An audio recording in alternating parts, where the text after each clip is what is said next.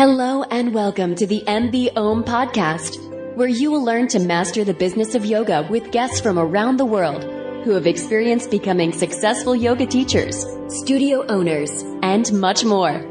Now, here's your host, Amanda Kingsmith.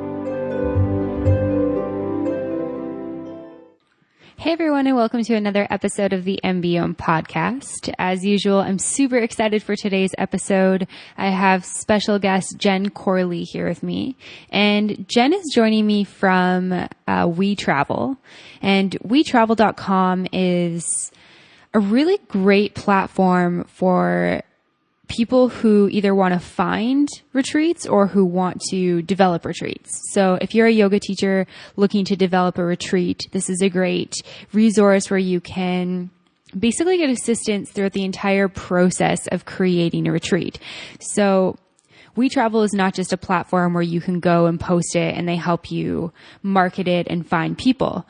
They definitely do all of that, but they also help you on the back end as well. So they help you to feel empowered. They help you through the entire process of creating a great retreat. So Jen is here with me today to really talk about that topic, to talk about what the process is like for creating retreats, how you can lead a really great retreat, the marketing process and tips and tricks. So we really dig into it's the business of leading retreats. And so Jen is the director of development for yoga at WeTravel. So she spends a lot of time communicating between yoga teachers, people who are wanting to plan retreats, and working on that side of things. So she has a really great perspective on best practices for retreat leaders, and talking about everything from planning to marketing to managing payments to follow up afterwards. So I won't spoil any more of what's coming with the episode. Jen and I had a great time talking about retreats in general and the business side of creating retreats. So without further ado, here's Jen. Well, thank you so much for taking the time to come on the podcast today, Jen. It's awesome to have you here, and you're joining me all the way from California. Is that right? That's right. I'm joining from Oakland, California. Awesome. Is that where WeTravel is based out of? We're actually based in Soma in San Francisco, where a lot of tech companies are based. But actually a lot of our team lives over in the East Bay, just because San Francisco is an expensive geography to live in. So a lot of us are over in the East Bay. Nice. Yeah. I've been to San Francisco once and I really, really enjoyed it. I would love to live there, but it seems like it's like trying to live in like New York or Los Angeles, or I guess even like Vancouver or Toronto in Canada. Yeah, it's an amazing city. I actually lived there for 5 years out of college before I moved over to Oakland, and it's wonderful. It's just a very compact city with a lot of people that are trying to live there. So, but luckily some of the, suburbs like Berkeley and Oakland and down on the peninsula are equally amazing. So, and we have the city right at our fingertips. Awesome. That's super cool. I was hoping that we could start kind of with your background in yoga, like when you first started doing yoga, how you became a teacher, and then kind of evolving into your involvement with WeTravel. Sure. So I've been practicing a little bit over about 17 years, I guess now.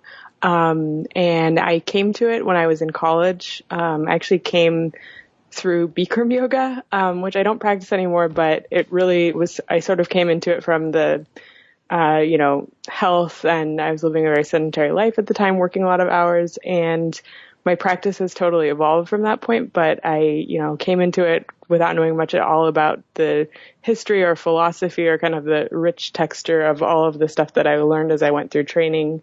But now I practice kind of a mashup of Iyengar and Ashtanga yoga. I did my training about 5 years ago. And I taught for 2 to 3 years over here in the East Bay while I was in graduate school. So I went through training, taught for a while, and really loved it. I loved especially working with private clients. But as I was going through graduate school, I just got so busy. Eventually, my number of classes per week shrunk down to just my privates. And then when I finished grad school, I decided coming out not to try to teach full time right away, but wanted to do something that would keep me working in the yoga industry. So I sort of looked to the business of yoga, and started consulting for a chain of yoga studios, and eventually found the position at WeTravel that I'm in now, which is awesome for me because I love to travel. I love to practice yoga, and WeTravel sort of brings all of that together, which is amazing. Yeah, that's super interesting. I love like the whole like combining travel and yoga together because that's like the two things that I'm most passionate about is traveling and yoga. So super cool. Yeah, it's a great gig and a great team, and it's been a lot of fun. I've been there about 6 months now, and in my current role, and just feel super lucky to have found something that marries my interests so well. Yeah. And just going back to you said like you were looking for something that was more combining yoga and business. Was that just because of like, did you look at the industry as a whole and say like, I can't really, I guess teach like so many classes in a week to make enough money to survive and be sustainable, and so I'll go a different direction with it? Yeah, that's sort of exactly what it was. I mean, it wasn't quite as calculated as that. But I think I looked at kind of what, I live in a geography that has a ton of super talented yoga teachers, and the bar is really high for teaching in kind of these, well-trafficked studios. And with a teacher with, a few years of experience, but not a ton, and someone who happened to have a background in business, I just kind of, listened to my gut, which was, maybe this is not what you saw yourself doing coming out of your yoga training, but maybe this is how you can kind of be of service to the yoga community and, remain working in the industry, but maybe not in the way that you initially imagined it. And so I said, okay, I'm willing to give it a try and see how this might work. And, where I was a year ago is not necessarily where I thought I would be. But kind of unexpectedly has turned out to be a really interesting place to be. Yeah, I love hearing that because I feel like I had sort of a similar experience where I came out of teacher training with like no expectations as to like what I was going to do with this like teacher training certification that I had. I knew I wanted to teach, but I was like, I don't really know what I'm doing with this. And I was living in like a really small town, but also has a ton of yoga teachers and a lot of really good yoga teachers. So when you're a new yoga teacher, it's like almost impossible to get a paid job. And I was thinking about like, what other skills do I have? And I was like, well, I've got this business degree that, I spent 4 years of my life doing, like, and I see this sort of area within the business of yoga. Like, how can I combine them? So it's cool to hear that we've sort of done similar things. Yeah, absolutely. And did you see, like, when you were teaching, did you sort of see as you worked for studios that there was sort of like the business side that was missing?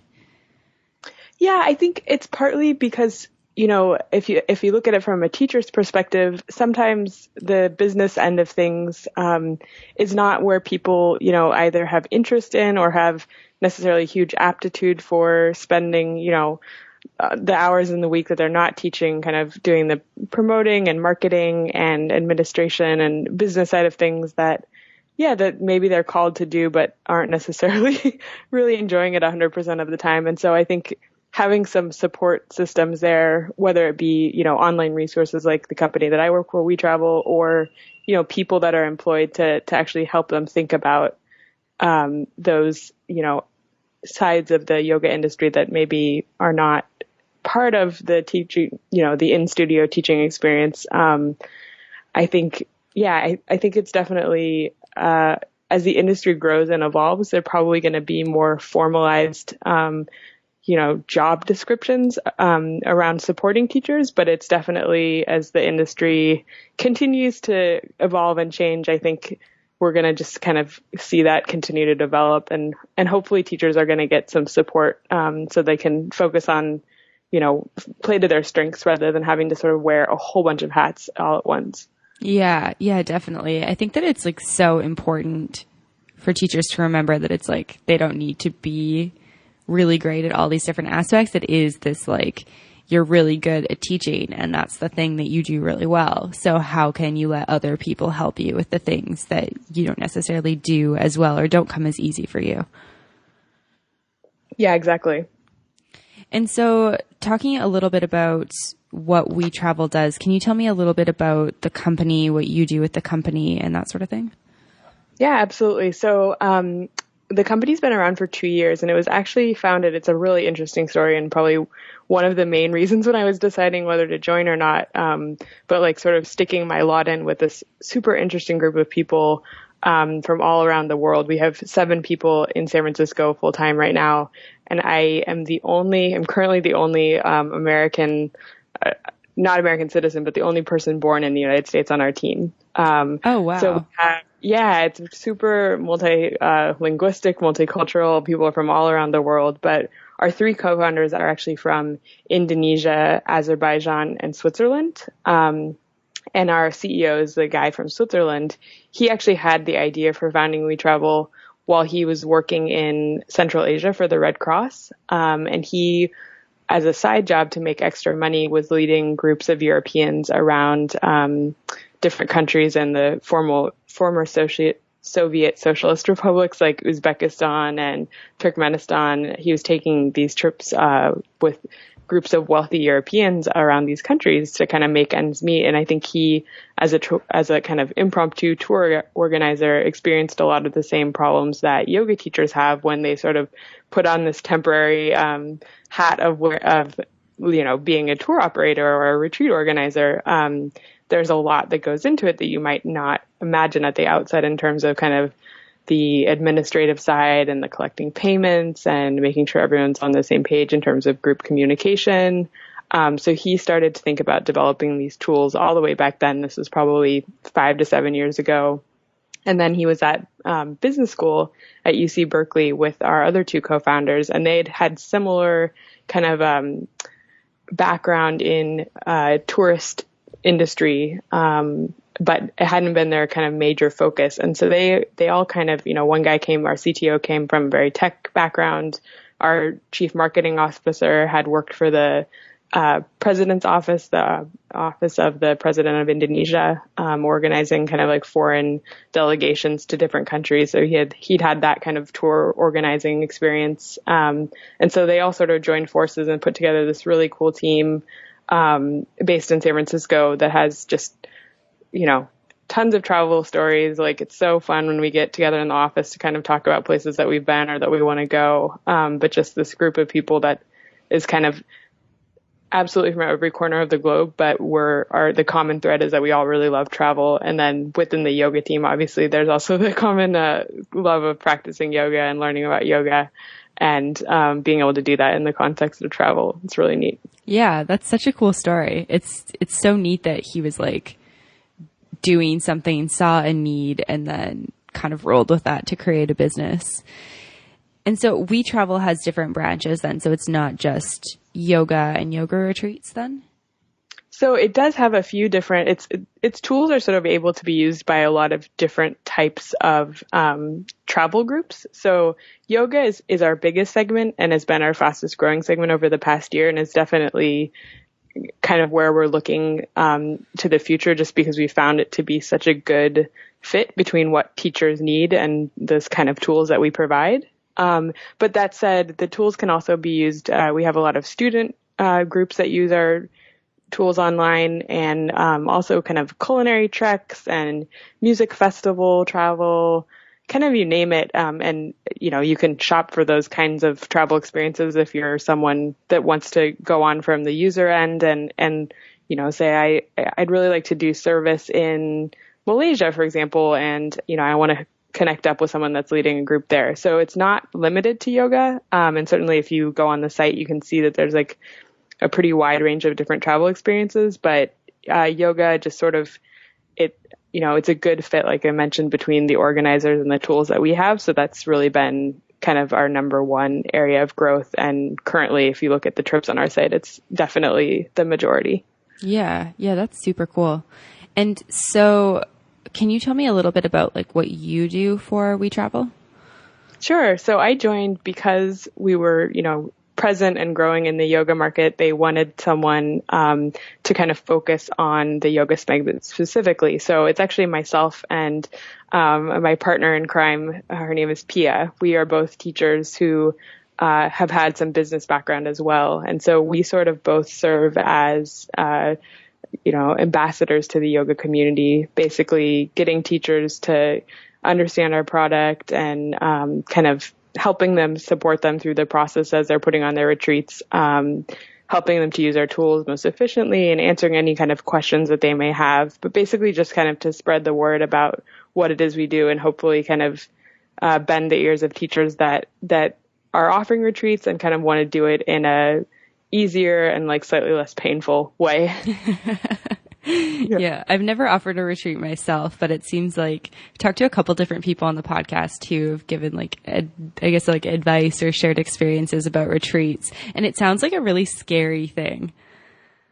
I think it can definitely be daunting. And I think it takes somebody who's willing to kind of roll with it when things maybe don't go quite as expected. But yeah, I think for a lot of teachers, it seems from, day one of sitting down and thinking about planning your first retreat, it can feel really intimidating just because there are a fair amount of steps in the process, even before, you sort of like roll out your first marketing efforts. So I think intimidation is definitely a big hurdle for a lot of people to clear, but I think we're trying to kind of break down some of the barriers to people feeling there are way too many steps in the process to get them all conquered. And hopefully we come in as a free service that can just make retreat planning a little more accessible for a wider subset of yoga teachers out there. Yeah, definitely. So say I was like, okay, I want to offer a retreat, but I don't really like know where to start at all. Is WeTravel something that I could reach out to you right from the initial planning steps, or at what point do you guys come in to help teachers? So, I mean, we definitely are willing to work with teachers kind of at all stages of the process. I would say that most of our teachers, or where we tend to be the best fit, is for teachers that sort of have a concept, including kind of a location and dates in mind. And from there, that's kind of when the highest degree of where we're able to be really good partners comes in terms of helping teachers promote their retreats, helping them, get information out into their, first and second and hopefully third degree networks of people that they know. And then when it comes time for, people are interested and they're ready to sign up, we help them with the collecting of information from their group, the processing of payments, without any kind of fee or commission structure to us. And also just, stuff on the back end, like, communicating with your group before you go to make sure everyone knows what to expect and is getting super excited about the retreat before they leave and kind of goes into it with the right mindset to have a really good experience. And then finally, I guess after the fact, also to collect, feedback and testimonials. People that have had a great time on your past retreats can be some of your best allies and advocates in terms of selling spots in future retreats. So that's all stuff you can kind of collect and track on our platform. But yeah, just kind of a toolkit for helping from the concept stage to like actually getting the retreat off the ground and kind of making that part of the process run really smoothly, I think is where we tend to fit best. But we're definitely like, we really try to work closely with teachers and try to be as best, play our roles as their partners as best we can. So in every case, it's a little bit different where people's sticking points are and what they need more help with. So right. In that respect, we're absolutely willing to kind of work with everybody on an individual basis to get them the help that they need. Yeah. No, that's awesome. I know I worked my corporate job like a couple of years ago as a program coordinator, and I worked in a department of a business school in Canada. And I didn't realize until I was in that job how much stuff goes into, it's like the during an event and then the post. And so we ran just like daily or weekend programs at our own facility. So it wasn't even like, we didn't really even have to like book out facilities. And we had, caterers that were already allotted to us because I worked for a university that's super bureaucratic there. But there was still so much stuff that I did. And I was just thinking about that because you were talking about, sending emails to make sure everyone's excited. And it's one of those things that's so key because there's kind of like this point in time where you need to be reaching out to people at each stage. And it's really important to hit people at those times. And it's things that you just that most people don't think about like intuitively. You're not like, okay, if I was this person, like I would probably want to know XYZ right about now. And it's nice to have those reminders. Absolutely. And it's certainly not like, myself individually or our team kind of created the wheel in terms of all of the best practices that you should follow for planning a retreat. But we're sitting in a really lucky place because we have this whole network of teachers that we work with, and we can sort of say like, oh my gosh, that's such a great idea. I haven't seen a whole lot of retreat leaders that are doing this. But, I definitely want to tell other people that this is a great idea, to sort of, pick the brains of all these teachers that have, for multiple years or for, a huge part of their careers been leading retreats. We sit in a really lucky place in terms of being able to work with those people and hopefully create some community in terms of passing on their knowledge to teachers that are maybe just starting out or a little bit newer in their retreat planning careers. Yeah, that's super cool. I love the idea of like sort of sharing the knowledge. It's something that I'm a big fan of. I feel like we can learn so much from, I guess, like the learnings of others. I was tempted to say mistakes, but I feel like it's not usually, it's not really, I mean, it can be mistakes, I guess, but it's more what other people have learned. It's like, hey, I did this and it works really well for me, or I would suggest maybe trying something a little bit different. And it's cool to be able to share that knowledge. Yeah, absolutely. I mean, creative strategies for marketing or, interesting questions that people ask in their pre-travel questionnaires that maybe, get people thinking about just putting them in the right frame of mind before they go. Or, I've seen people with really creative, cool packing lists that include like recommended reading for their retreats. Kind of the sky is the limit. And so it's just, it's neat to have a whole bunch of teachers with a whole bunch of different angles on hosting retreats, whether it's melding yoga and writing or yoga and like stand-up paddleboard or, yoga and doing service in a particular country or geography that's underserved in some way. We have all these teachers that have all these different amazing interests and strengths. And we get to kind of sit in a interesting spot where I feel like I'm traveling vicariously all day long when I'm looking at these retreat experiences and half like wanting to get up and like go do all of them, but also just kind of like traveling vicariously by reading about really neat retreat experiences. Yeah, I guess that's probably one of the hardest things about having a passion for travel and then being in a position where you get to like see people creating cool things in cool spaces and being like, but I want to go there. Absolutely. Yes. It's like half wonderful and half torture. Yeah. Have you had the opportunity to go on any of the retreats? So I've only been with WeTravel for 6 months, so I haven't been on any of kind of the retreats that I've worked on yet. It's relatively soon. Actually, we're doing a team retreat in one of our co-founders I mentioned is from Indonesia. So we're actually going to be going there in November and visiting the village where his family's from and traveling around a little bit to get to know the yoga retreat scene there. So that's going to be a bit of a retreat experience, more like a work offsite type retreat experience. And then I've been on several retreats closer to home, but I haven't been on an international retreat that's, a week or longer yet. So hopefully at some point in the coming year, that's on my list. But I just haven't had the opportunity to take my practice kind of out on the road in that way. In the last 6 months that I've been with the company, at least. Yeah, no, that's totally fair. There's always like a lot that goes on, I think, within the first year that you're with a new company and you're growing and learning and all that stuff. But that's super cool that you're going to Indonesia in November. Yes, I'm really excited. Yeah, that'll be a wicked experience, especially going with somebody who's local and who grew up there. I feel like you see a whole different side to a country when you have that opportunity. Yeah, I feel very fortunate that I'll get to be kind of like traveling with a local there.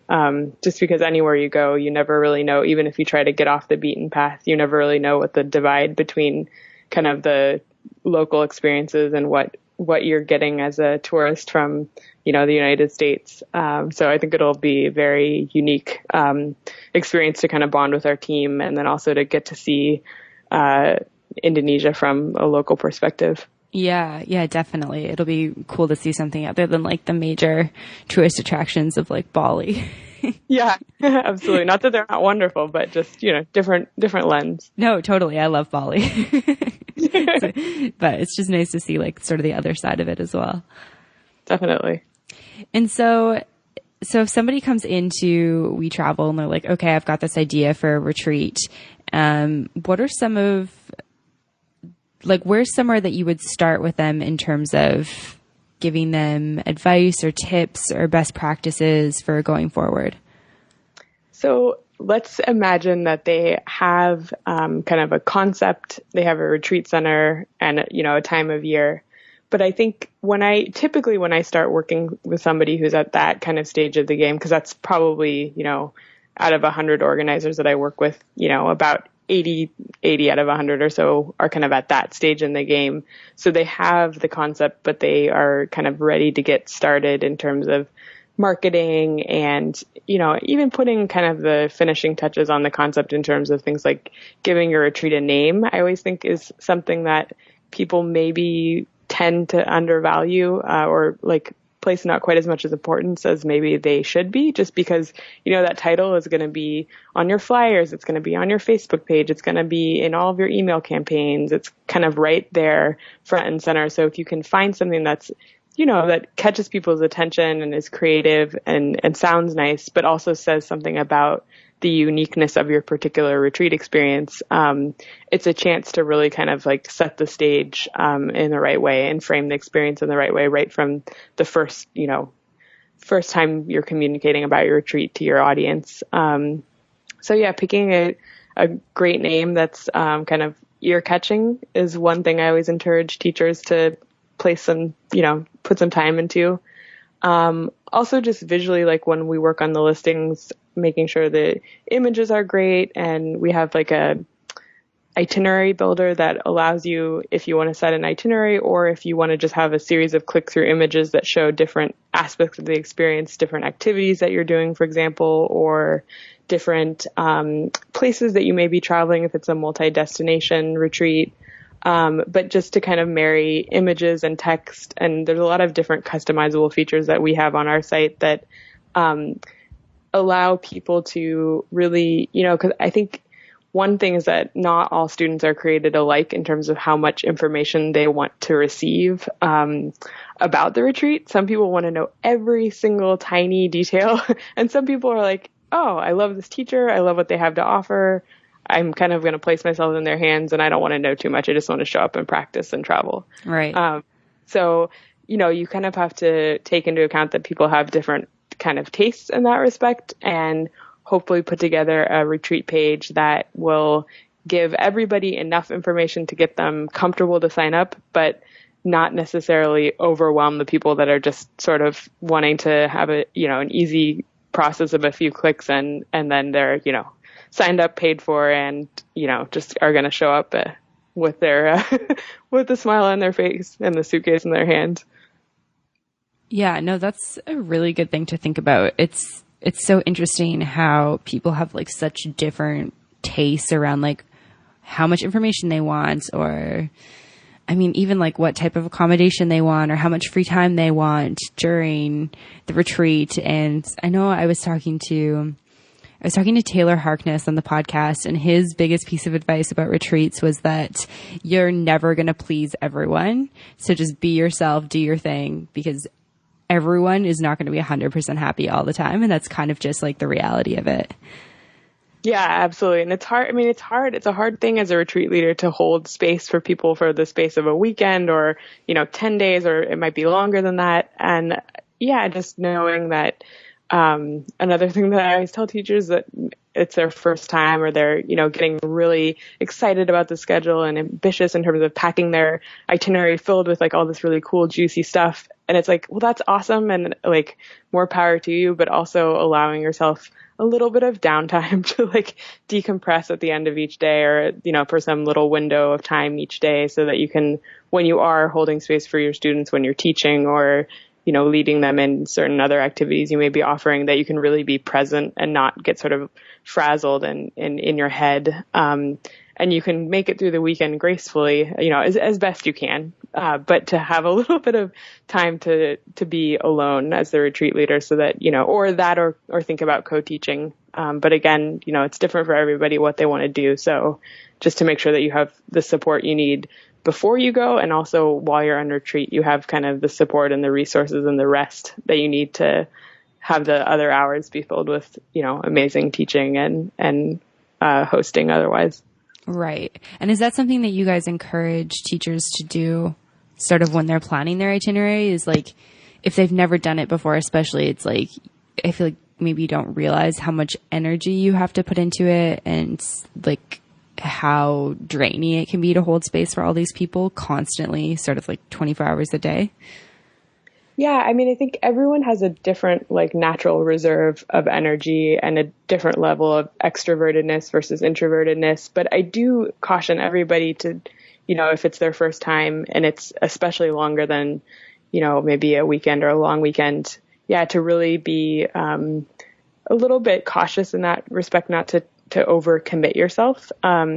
Because it's inevitable that people, they signed up for your retreat because they like you and they think you have a lot to offer. And, they're probably going to want to talk to you about things that have happened on their retreat or what they're thinking or what their experience has been. And so even though you factor in things like meals as kind of quote downtime, realize that you're also kind of, you are the host and the retreat leader, even in those slightly less structured times of the day. And you are kind of on for a lot of that. And so if that sounds like it has the potential to feel a little bit draining over the course of several days, to either, schedule nice chunks of downtime for your students. They're probably also going to appreciate it at the end of the day, and or think about co-leading the retreat with another teacher if you have someone who you think it's a good fit and you think that, you can make it work financially to pay basically two people for their contributions to the retreat.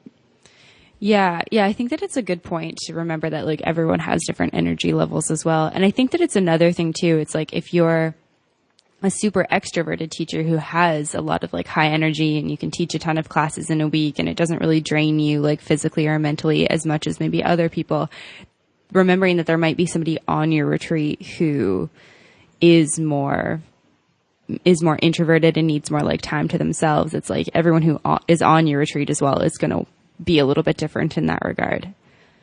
Yeah, definitely. And so you can sort of solve around that by making some activities optional where people can take downtime if they need it. But don't feel just because you're, especially on a week or longer, just because you have them there for that time, people don't necessarily need or want to be quote unquote entertained like 24/7 for a week. People can actually like really appreciate just some quiet, unstructured time. It's something that also, a lot of us don't get in our everyday lives. And so part of the retreat experience, part of the richness can really be just that, time for introspection and quiet and lack of, screens and media and all the distractions that come with daily life. Right. Yeah. It's something important to remember that it's like a lot of times, or I mean, like the average person has, I don't know, maybe 2 to 3 weeks vacation time. And if they've chosen to give a week of their time for this retreat, it's like they probably want to come home feeling like relaxed and restored. So having constant stuff on the go can be maybe not the ideal thing for them.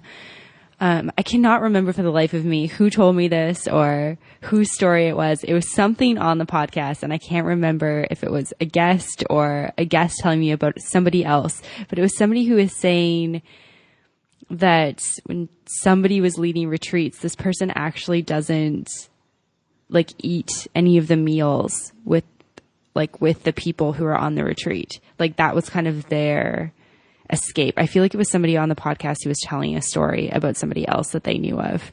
But yeah, they didn't eat any of the meals with the people on the retreat. And it was just sort of this thing where they always ate alone in silence, like in their own space. And it just was like a non-negotiable thing for this teacher. And I thought that was really interesting. It is interesting. And as a teacher, you just like teaching in a studio setting, in a class setting, like there are obviously boundaries that you have to set between yourself and your students, and finding a way to do that gracefully and to communicate it ahead of time. I think, for that particular teacher, the meal times felt like they were extra draining, and the group dynamic would be, probably, still great even if they were opting out of that part of the retreat experience. I think that's, it's a good compromise for that teacher to really be focused and present and attentive during the times when they were with their students, even if that didn't include the meal times. I think it's a great idea. Yeah. Yeah. I thought so as well. It was something that I hadn't really like thought about, I guess, as even a possibility. And I think it's interesting when you sort of think outside of the box a little bit and you're like, okay, well, you know, what are all these things that these people are doing and where can I take time to myself within this to sort of like recharge my batteries. And I think that like the eating time is a really interesting time because they're being served by the place that, you know, you're at the retreat center. They have each other to converse with. You don't really need to be there to be making sure that things are going well because they will just go fine. It's just a meal. Yeah. Yeah, definitely.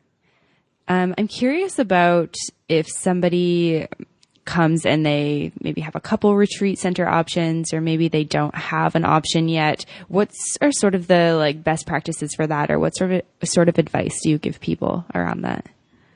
So yeah, absolutely. I mean, we have kind of a pretty strong database of retreat centers that we've either, you know, worked with directly or our teachers have worked with, and can absolutely provide kind of leads for people, and information about the retreat centers that we, you know, have done some work investigating. But I encourage people, if they're really kind of at that really early stage of just getting together their location and thinking about, you know, I encourage them, instead of saying, you know, and some people, the constraints are set by their geography, say that they know their students can't, you know, really commit to driving more than 2 or 3 hours away from home for a long weekend. Of course, that's going to sort of inform the different options you have in terms of venue for your retreat. But, you know, for example, I live in Northern California, and so around the Bay Area, there's tons of different options, both in terms of retreat centers, but also, you know, increasingly with the advent of services like Airbnb, you know, it doesn't have to be a retreat center. It can certainly, you know, people have been using hotel type resorts for a long time for retreats. But increasingly people are thinking outside the box and using, you know, villa type, you know, large houses that happen to maybe have yoga appropriate space, especially if your group's not huge. It's really, you can be somewhat creative and flexible around the type of retreat facility that you go with. It doesn't have to be a retreat center. But that said, the retreat centers tend to be good options for people that are maybe just starting out and don't want to, you know, have to kind of cobble together, you know, bringing up props or figuring out meal situations if there's not necessarily like in-house catering going on.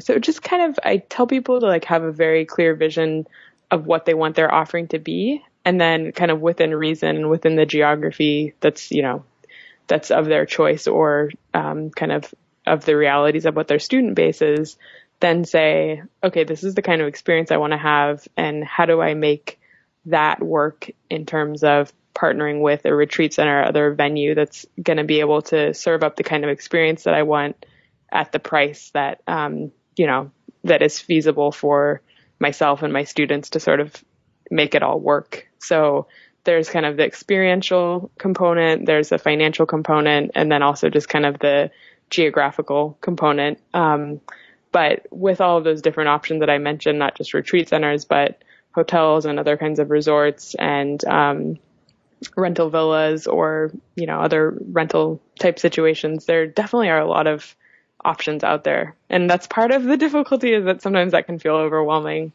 But that's, you know, hopefully where you have support from, you know, a company like WeTravel or, you know, other teachers that have hosted retreats before can be a great set of resources as well in terms of talking to other people in your community that have led retreats. But it's, you know, it's the double-edged sword of like, you have so many choices, but you also have so many choices to weed through. So it's a good thing and a bad thing. Totally. Yeah. It sounds kind of like the way that like yoga's developed in general in terms of like teacher trainings around the world. I remember talking to somebody who was like, yeah, I did my yoga teacher training 15 years ago. And there was literally like 2 programs abroad, like outside of North America that you could do. And it's like, now there's like thousands that you can choose from. And it's great that you have more options, but at the same time, it's like you sit down to choose something like that, or you sit down to create this retreat. And it's like, you could spend hours looking at places online, trying to figure out the right place.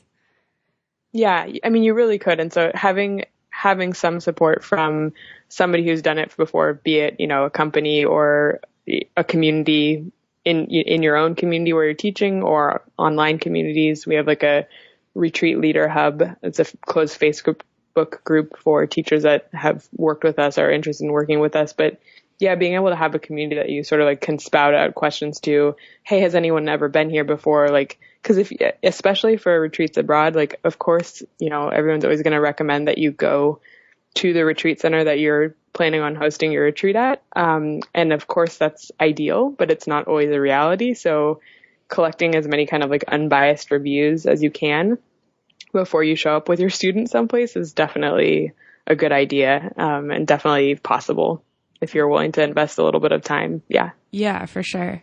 And if possible, do you suggest that people actually go like visit the place in person and get a feel for it? I mean, it is like the only way to really know a place is to go there. But that said, I totally understand that if you're, flying from New York City to Fiji or whatever, it's not something that a lot of teachers can afford to just do like as due diligence. I mean, maybe you say, I know I want to plan a retreat in 2018 or 2019. I'm going to make my vacation this year kind of partially a scouting trip. And then, hey, like you could write it off as a business expense in part, for example. So if you have the luxury of that planning ahead and you have the budget to do it, it's amazing. But because it's not always a reality for everybody, for every given retreat that they're looking to host, I would say that we're lucky because, it's easy to connect up with other teachers that have been there before and to kind of maybe, get, rather than just watching YouTube videos, the retreat center, a lot of them are great in terms of their before you go packets. They can give you tons of information and really make you feel almost like you're there, but there's no substitute, one, for showing up. And then two, if you can't do that, just basically talking to as many people that have been there before and asking them, hey, like, how was the food? Was it actually, did the students that had dietary restrictions or allergies, like, were they, did they cater well to that? Or was it something that, was a little difficult or iffy?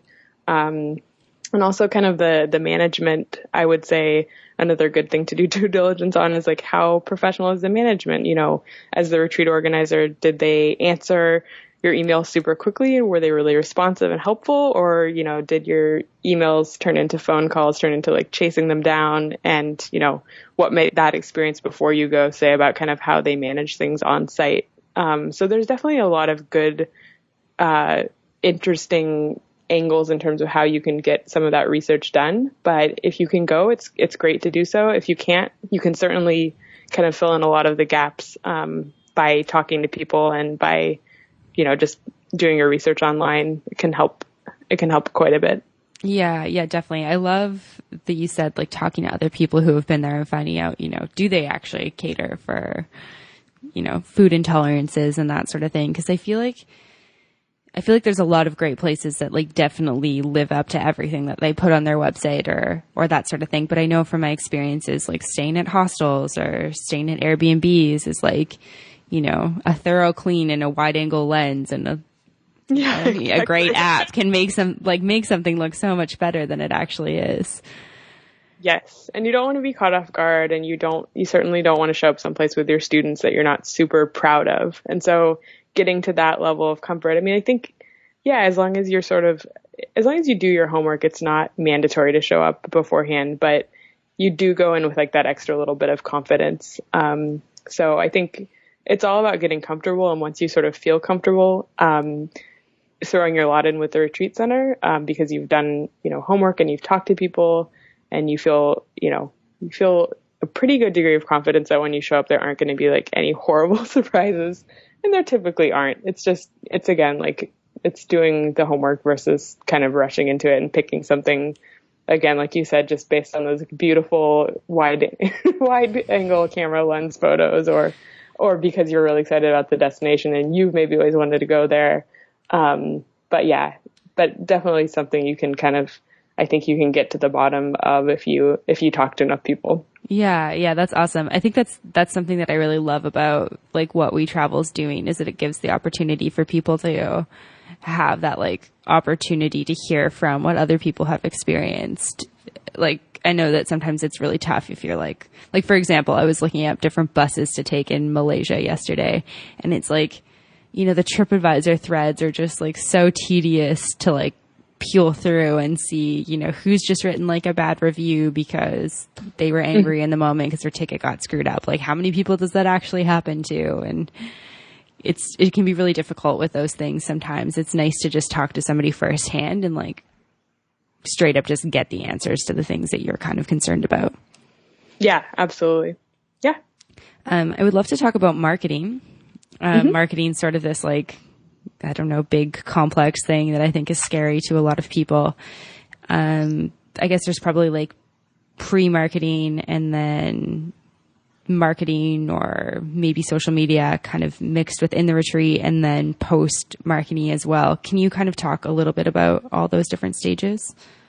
Yeah, absolutely. So, I mean, I think that you sort of hit the nail on the head that there's like marketing that happens even before you're officially marketing, in terms of maybe, you know, you haven't even made your reservation yet and you don't even have dates down on paper, but you can sort of start to like talk to your students and float the idea with them and see kind of, you know, if people like, you genuinely see the enthusiasm in their eyes and they're like all ready to sign up as soon as you get your dates figured out, or if, you know, they're asking some clarifying questions and they're not totally clear on what the concept or the offering is, like where you maybe need to go back to the drawing board and sort of like firm up what it is that you're offering to your students. So kind of, yeah, judging, you know, interest level, and also making kind of, you know, giving a little bit of testing out to your concept to make sure that it's sort of like hitting the right audience. So that can all kind of go into the process even before you have all of the like small details firmed up.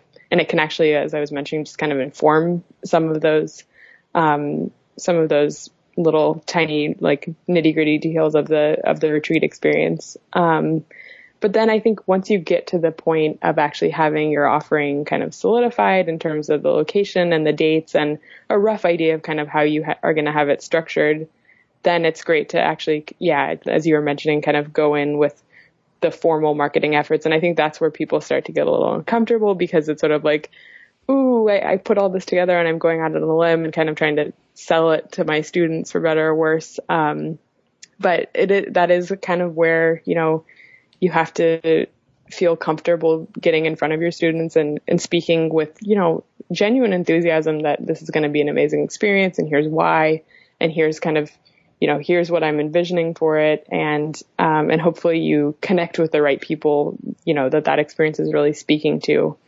But, yeah, to your point, it can feel like a lot. And so I think having kind of, a bit of a plan and a strategy in place for how you're going to market, and what stages of the game you're going to, you know, use.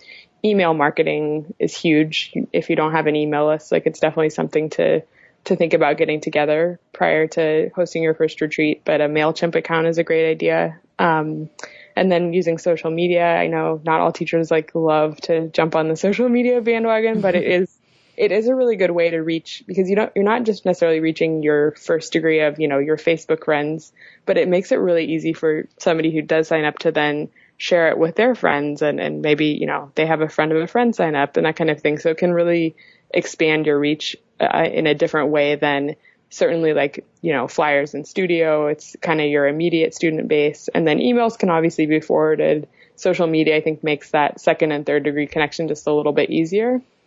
Yeah. And then just kind of, you know, I think it's a lot of the things that teachers already do for their other offerings. It's just that getting people over the hump of committing to, like, you know, sign on the dotted line and, you know, pay down a deposit for a retreat can feel like a little bigger commitment. So you have to be a little bit prepared and definitely put some time and thought into how you market. But it doesn't have to be intimidating if you sort of break it down to a series of smaller tasks, and you kind of calendar them out and just kind of get organized around it, instead of just expecting that your retreat will magically fill up and, you know, and then maybe having a little bit of a rude surprise, like later on in the process that, okay, no, you actually have to do this a little bit thoughtfully with a little bit of kind of a plan going in, for better or worse. Yeah, definitely. I think it's probably like one of the scariest things. I think like when I think about, potentially holding a retreat, it's like, oh, what if like nobody shows up, It's like, yeah.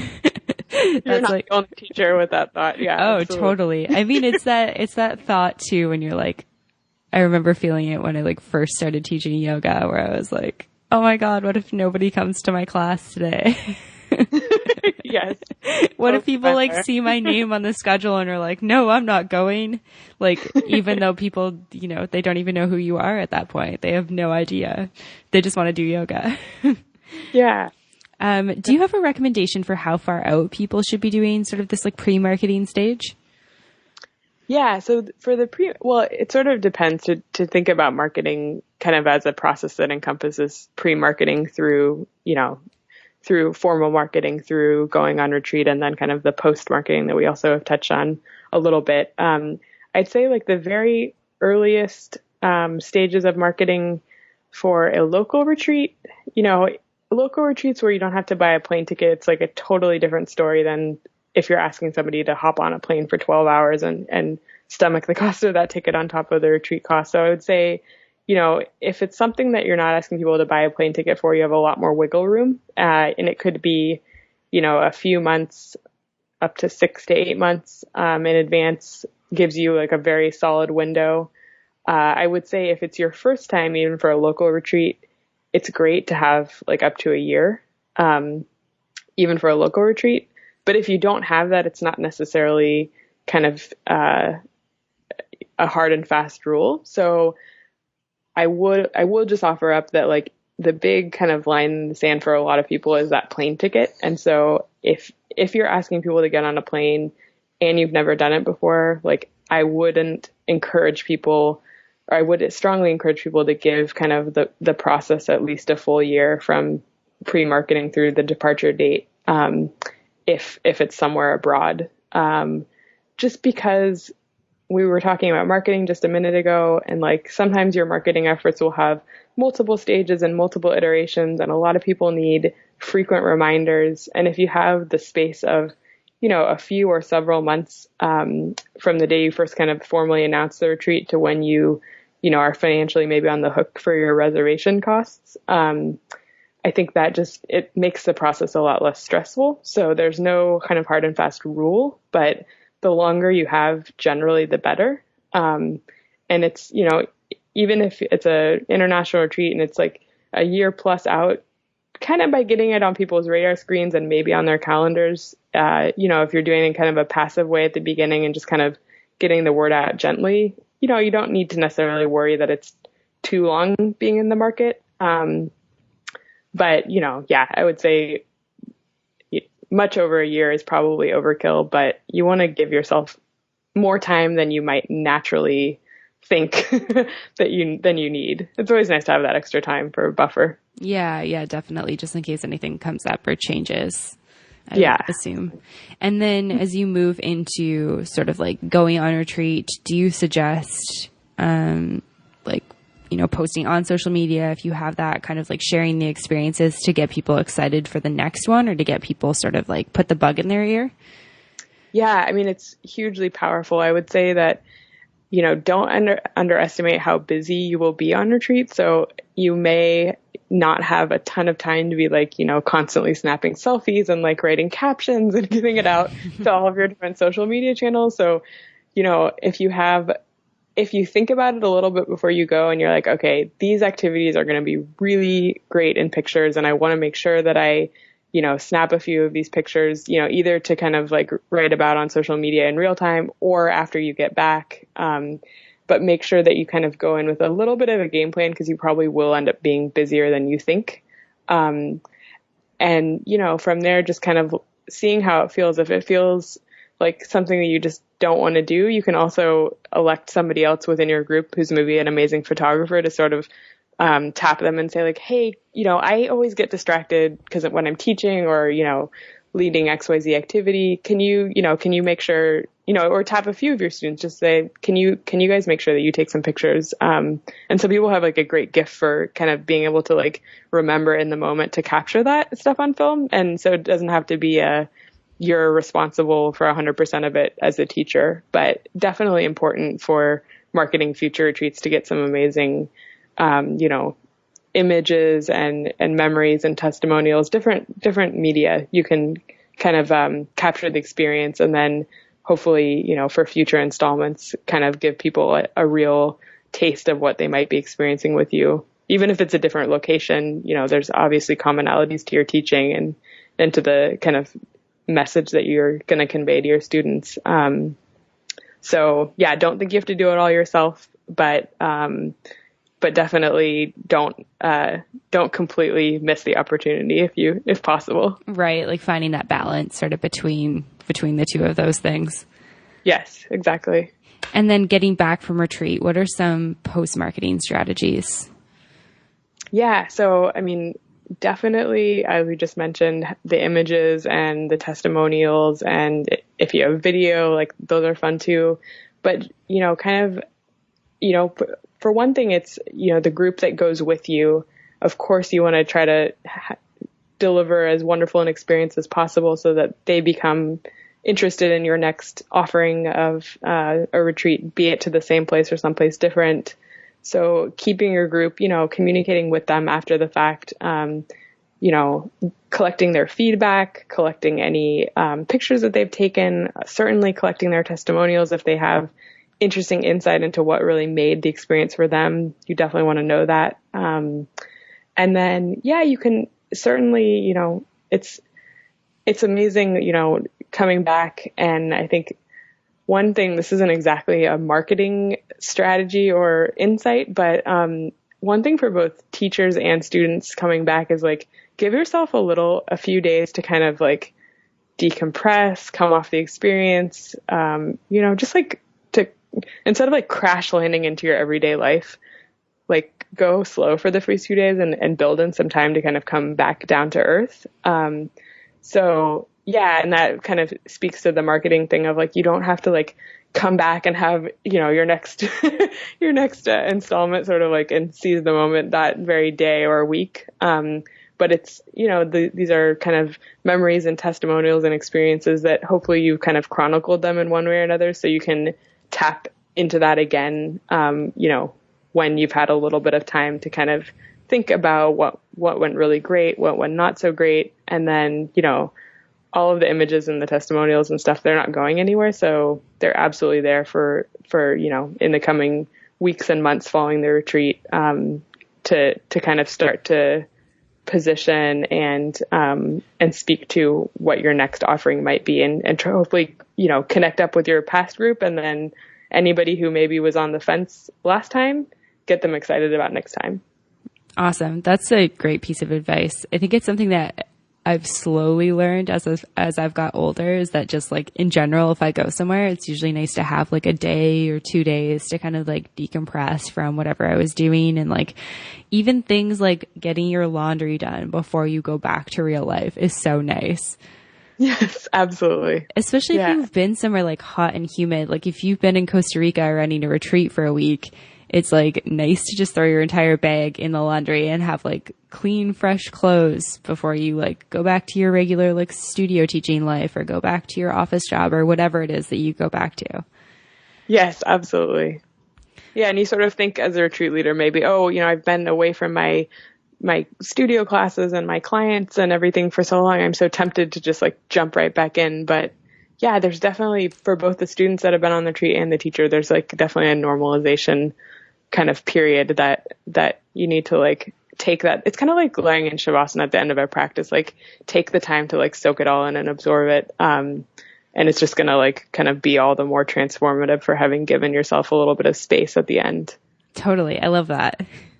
So the last thing that I wanted to ask you about was sort of the payments and the information part. You sort of briefly touched on it a little bit earlier on, that's something that WeTravel can kind of assist with. What are some of the things like practices, recommendations around taking payments, taking people's information? Yeah. So it's definitely, payments are, I think there's two kind of things or three things you need to think about around payments. One is kind of the deposit versus the full amount upfront. I think it's really if you're not going to collect the full amount upfront, like certainly think about what you want to collect for a deposit, how far in advance you want to collect it, and kind of what amount you need to collect to make sure that your downside is protected in the event that your group turns out a little smaller than you expected, or you have, an emergency within, one or a few of your participants need to cancel for some reason, and have your kind of payment policies really well delineated and set upfront when people are signing up, just so that it's all out there and hopefully it's, well communicated and everybody's on the same page. So yeah, deciding on the amount and kind of, and then communicating, where in the calendar the balance is going to be due and what cancellation policies are. So having that all kind of firmly in mind before you start marketing is a great thing. So there's that around just kind of how and when you're going to collect the payments. And then you also want your payment system to be easy to navigate as a student, right? Like, so you don't want payments to be something that's a big impediment to people signing up. So a lot of teachers in the past have used like paper checks, for example, but there's not the same like easy like user friendliness as being able to pay online, which is just like, click and paid.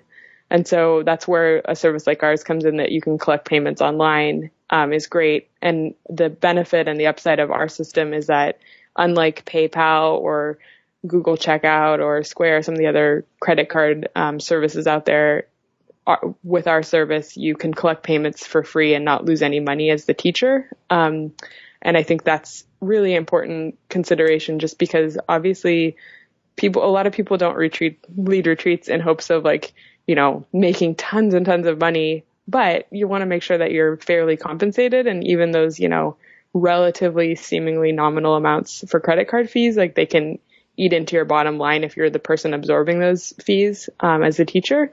So going with a cost-effective system that's also user-friendly is definitely an important thing you want to have teed up before you start having to collect payments. And then finally making sure that it's secure. So I've seen some teachers that have come over to using our platform. Previously, they were either like writing online what their home address was so people could mail them checks, or they were even like, God forbid, putting some bank details publicly available for people to make transfers. That's actually nobody that we work with directly.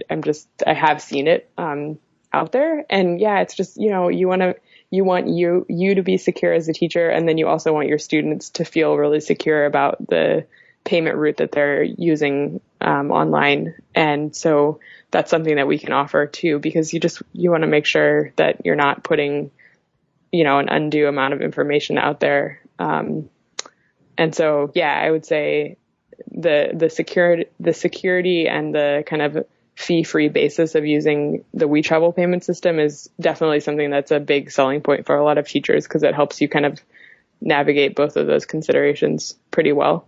Yeah. I've used PayPal a ton just for various different like payment things. And it definitely does suck to have even like that small amount withdrawn. Like over time, It's just like you get paid and it's like, okay, there's like $20 gone there. There's $15 gone there. And it's kind of an immaterial amount of money, but it adds up quickly. Well, and especially on the ticket price of a retreat, it's when you're charging $25 a pop for something and you're losing a couple of bucks. But if you're like, oh, wow, I could have, on the whole retreat, I'm like looking at, several $100s potentially of transaction fees. And it's really meaningful. So to that end, our system gives students the opportunity to sign up with a bank transfer, which is secure. We don't see any of that information, but the student makes a transfer directly into the teacher's bank account, and that's totally fee-free. And then if the student would like to pay by credit card, they can do that, but they opt into that, and then they opt to pay the underlying credit card transaction fees. So like, Visa or Amex or MasterCard, obviously they charge, it's around 2.9% most frequently, fees for use of credit cards. And so students have that route if they want to collect the miles or whatever other consideration they might have. If they want to use a credit card, they can, but because they're opting into that, the teacher isn't losing out on that money that they would have otherwise been receiving. So it's kind of a nice happy medium in terms of keeping 100% of the proceeds in the teacher's pocket, but also giving students some flexibility if they really do want to use a credit card to go that route. Right. Yeah. No, I love that. I think that sounds like a really great option. So I want to be respectful of your time. Do you have anything else that you want to share about WeTravel or anything else that you've learned throughout your teaching and your work with WeTravel? No, I mean, I think we hit on a lot of the important stuff. I will say, like, the one thing that I really like about our company and about kind of what we're building is that we place a lot of importance on community. And so we touched on a lot of ways that even though, we're an online set of tools and an online service, we do travel to a lot of the different geographies where our teachers are. We've met most all of them, not all of them, but many of them in person. We do events in the geographies that we're in most frequently from time to time. We have like a Facebook retreat leader hub that we can connect people online easily if they have questions about, certain practices or choosing a retreat center, as we touched on. And so I think like that sense of community and that sense of kind of that you can connect with other teachers that are part of the WeTravel network. I think that's something that our founders thought about from the very beginning, and they did a really kind of graceful job of it, especially for a company that is online.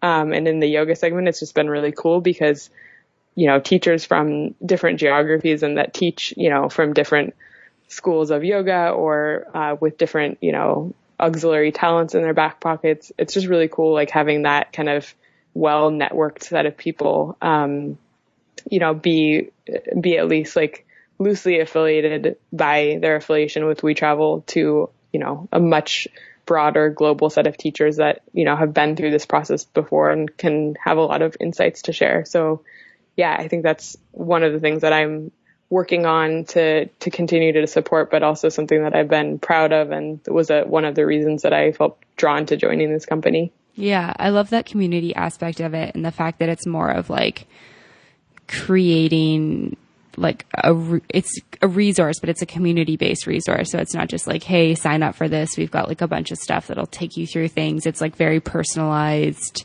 You can connect with other people. And I think that that's like mostly what people are looking for when they seek sort of advice or they seek help with something like that. Yeah, exactly. You have some visibility into like, it's not just one person that's, giving you ideas or that you can ask. It's like a whole kind of network of people that you can tap because we all have our different strengths and weaknesses and set of experiences that, can inform kind of what we're experts and not so experts at. So yeah, totally. And where can people go to find more about WeTravel? Yeah, so you can go to our website, wetravel.com. And we also have a yoga retreat landing page, which is wetravel.com/yoga-retreats. And so that's a good place to get started. But, certainly, if your listeners are interested in reaching out to me directly, I'm Jen, Jen at wetravel.com. You can feel free to email me. I can send you some information to kind of give people a little bit of a taste of what it's like to use our tools and certainly to answer any questions that people might have. I'd be happy to do that. Awesome. Well, thank you so much for that, Jen. And thank you so much for your time today. Yeah. Thanks, Amanda. Thanks for having me. It was such a pleasure. So thanks again to Jen for coming on the podcast to talk about leading great retreats and how to run a really good retreat with or without the support of WeTravel. And I would highly recommend visiting wetravel.com, checking out what they do, especially if you are looking to run retreats in the future. And of course, there will be a link on the show notes for WeTravel's website and to find more about what Jen and the team at WeTravel does. You can visit www.mbomyoga.com to find that. You can also join the community on Facebook at Mastering the Business of Yoga, on Instagram at Mastering the Business of Yoga, and sign up for the newsletter while you're on the website, mbomyoga.com/newsletter, or you can just click the pop-up when you get on the website. And just a quick reminder that we do have a cool promo going on with Ceteris. Levi Morehouse, who's the founder of Ceteris, came on for episode 1 of season 2 to talk about cloud-based accounting and bookkeeping. So if you're struggling with your bookkeeping or your accounting, definitely check out the deal we have with Ceteris. It's your first 3 months free, and that is yoga.ceteris.com, or there's also links on mbomyoga.com. Now, as always, thanks for listening, and namaste.